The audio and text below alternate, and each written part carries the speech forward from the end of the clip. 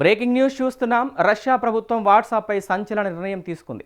స్థానిక చట్టాలను పాటించడంలో విఫలమైందని చెబుతూ వాట్సాప్ను దేశవ్యాప్తంగా పూర్తిగా బ్లాక్ చేసినట్లు క్రెమ్లిన్ ప్రతినిధి డిమిత్రీ పెస్కోవ్ ప్రకటించారు. రష్యా ప్రభుత్వం విధించిన నిబంధనలను వాట్సాప్ పాటించడం లేదని, ముఖ్యంగా నేరాలను అరికట్టడానికి అవసరమైన సమాచారాన్ని భద్రతా సంస్థలతో పంచుకోవడం లేదని ఆరోపించింది. ప్రభుత్వం చెప్పిన దాని ప్రకారం జాతీయ భద్రత దృష్ట్యా ఈ నిర్ణయం తీసుకున్నట్లు తెలిపింది. దేశంలో అక్రమ కార్యకలాపాలను నియంత్రించడానికి అవసరమైన సమాచారం ఇవ్వడంలో వాట్సాప్ సహకరించడం లేదని అధికారులు అంటున్నారు. అందుకే ఈ యాప్ను పూర్తిగా నిలిపివేశారు.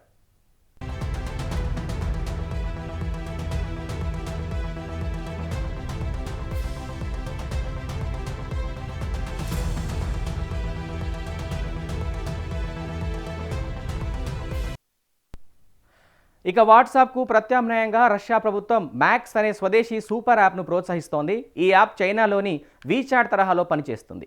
మెసేజింగ్తో పాటు బ్యాంకింగ్ సేవలు, ప్రభుత్వ సేవలు కూడా ఒకే యాప్లో అందుబాటులో ఉంటాయని అధికారులు తెలిపారు.